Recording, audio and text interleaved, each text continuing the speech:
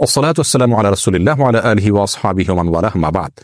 সুপ্রিয় দর্শক শ্রোতা ভাই বোন, ইসরায়েলের প্রথম সারির একটি গণমাধ্যম ইসরায়েল টুডে, সেখানে দাজ্জালের আগমন সম্পর্কে একটা তথ্য দেওয়া হয়েছে একটি সাক্ষাৎকারে। সেই তথ্যকে কেন্দ্র করে পৃথিবীর অনেক মানুষের মধ্যে কৌতূহল তৈরি হয়েছে, আলোড়ন সৃষ্টি হয়েছে। সেই সাক্ষাৎকারটা দিয়েছেন একজন ইহুদি ধর্মপণ্ডিত বা রাব্বি। তিনি সেই সাক্ষাৎকারে দাবি করেছেন যে তাদের সিনিয়র ধর্মীয় ব্যক্তিত্ব একজন রাব্বি, তার সঙ্গে দাজ্জালের সাক্ষাৎ ইতিমধ্যে হয়ে গেছে। তার মানে দাজ্জাল পৃথিবীতে ইতিমধ্যে চলে আসছে, এবং এর মাধ্যমে তারা মনে করেন যে দাজ্জালের আগমনের মাধ্যমে তাদের বিস্তার ঘটবে, তাদের প্রভাব পুরো পৃথিবীতে প্রতিষ্ঠিত হবে। কারণ ইহুদি ধর্মমত অনুযায়ী তারা দাজ্জালের আগমনকে ইতিবাচকভাবে দেখে, তারা তাকে ত্রাণকর্তা মনে করে। তারা মনে করে দাজ্জাল আসার পর গোটা পৃথিবী তাদের কর্তৃগত হবে। এবং এই ঘটনার প্রেক্ষিতে তারা ইসরায়েলের বাইরে সফর করছেন না, সবাই ইসরায়েলের ভিতরে অবস্থান করছেন। বিশেষ করে তাদের ধর্মীয় ব্যক্তিত্বরা ইসরায়েলের বাইরে কেউ যাচ্ছেন না, কারণ তারা মনে করেন, তাদের ধর্মবিশ্বাস হলো দাজ্জাল আগমন করার পর পৃথিবীতে একটা ব্যাপক অস্থিরতা দেখা দিবে, এবং সেই অস্থিরতায় পুরো পৃথিবীতে যে বিপর্যয় দেখা দিবে, যে ক্ষয়ক্ষতি হবে, সেটা পৃথিবীতে কোনো যুদ্ধেও এত ক্ষয়ক্ষতি হয় না।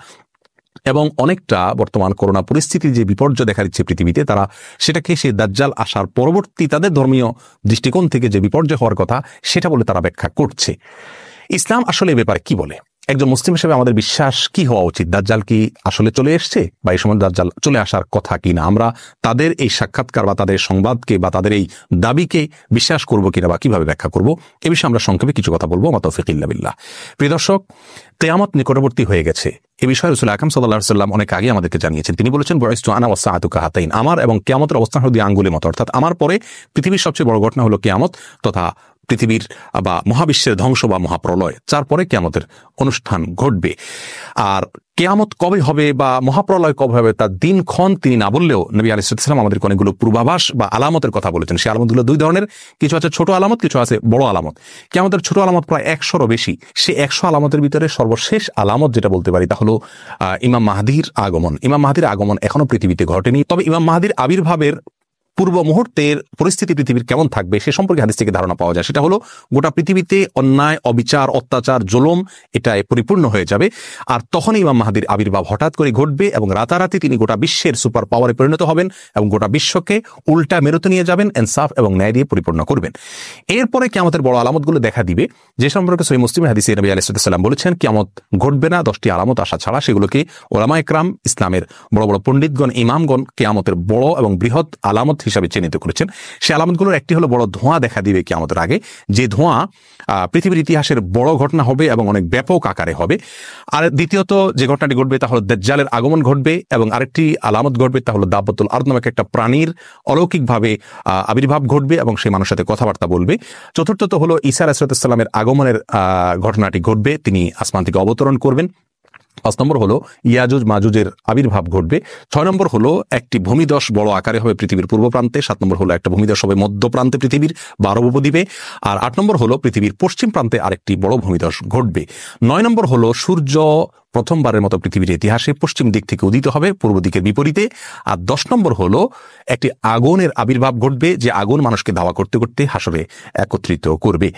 এই বড় 10টি আলামতের ভিতরে আমরা দেখতে পেলাম যে শুরুর দিকে রয়েছে দাজ্জালের আবির্ভাব, তারও আগে দোকান বা ধোঁয়ার ঘটনা ঘটবে। ধোঁয়ার ঘটনা এখনো ঘটেনি পৃথিবীতে, আমরা জানি।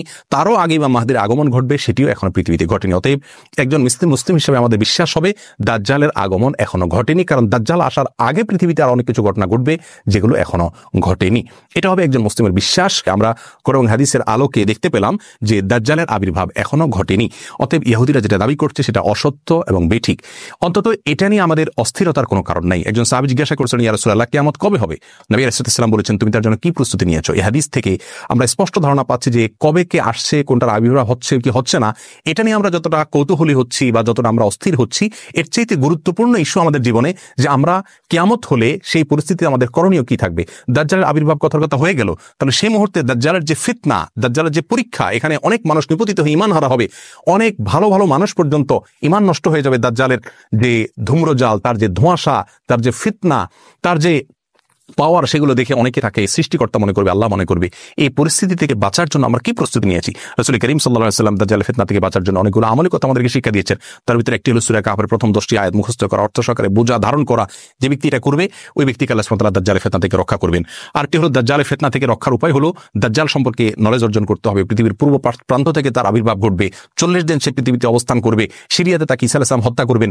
এভাবে দাজ্জাল সম্পর্কে আরো যে সমস্ত ভয়াবহ তথ্য রাসূল আকরাম সাল্লাল্লাহু আলাইহি ওয়াসাল্লাম দিয়েছেন, যে তার হাতে জান্নাত থাকবে, জাহান্নাম থাকবে, তার পাশ দিয়ে এরকম পৃথিবীর সমস্ত সুখ স্বাচ্ছন্দ্য ঘুরবে, অর্থাৎ নহর নালা সবগুলো প্রবাহিত হতে থাকবে এবং আল্লাহর নেয়ামতগুলো সব তার হাতে থাকবে। সে মানুষকে জীবিত করবে, মৃত করবে, অনেক অলৌকিক বিষয়গুলো সে দেখাতে পারবে। তার একটা চোখ কানা থাকবে, শুকনো আঙ্গুরের মতো চোখ থাকবে, আরেকটা চোখ ভালো থাকবে, কপালে কাফের লেখা থাকবে পরিষ্কারভাবে, খাটো প্রকৃতির হবে। তার সম্পর্কে বিশদ বিবরণ হাদিসে দেওয়া হয়েছে, সেগুলো নলেজ অর্জন করা যাতে তাকে চিনতে সুবিধা হয়। আর সবচেয়ে বড় অস্ত্র হলো আল্লাহর কাছে আশ্রয় প্রার্থনা করা। বিশেষ করে নামাজের শেষ বৈঠকে আত্তাহিয়াতুর পরে, দুরুদের পরে দোয়া মাসুরের জায়গায় একটা দোয়া রাসূল আকরাম সাল্লাল্লাহু আলাইহি ওয়াসাল্লাম শিক্ষা দিয়েছেন, আল্লাহুম্মা ইন্নী আউযু বিকা মিন আযাবি জাহান্নাম ওয়া মিন আযাবিল কবর ওয়া মিন ফিতনাতিল মাহইয়া ওয়াল মামাত ওয়া মিন শাররি ফিতনাতিল মাসীহিদ দাজ্জাল। এই দোয়ার মধ্যে দাজ্জালের ফিতনা থেকে মুক্তির জন্য আল্লাহর কাছে আশ্রয় প্রার্থনা করা হচ্ছে। আল্লাহর কাছে আশ্রয় প্রার্থনা করা হলো মুমিনের সবচেয়ে বড় অস্ত্র। অতএব দাজ্জাল কখন আসছে না আসছে কিনা সে বিষয়ে গবেষণার চাইতে বড় করে আমাদের যে বিষয় দেখা উচিত হলো আমরা তার জন্য কতটুকু প্রস্তুতি নিয়েছি। আল্লাহ সুবহানাহু ওয়া তাআলা আমাদের সকলকে কিয়ামতের পূর্বে যে সমস্ত ফিতনার মুখোমুখি আমাদের আল্লাহ না করুন হতে হবে, যদি হতে হয় তাহলে সে সমস্ত পরিস্থিতি আমরা কিভাবে নিজেদের ঈমানকে রক্ষা করব, আল্লাহর দিকে আমরা ধাবিত হব, সেই দিকে আল্লাহ তাআলা আমাদেরকে অগ্রসর হওয়ার তৌফিক দান করুন এবং সব ধরনের মিথ্যাচার প্রপাগান্ডা থেকে আমাদের ঈমানকে আল্লাহ তাআলা রক্ষা করার তৌফিক দান করুন।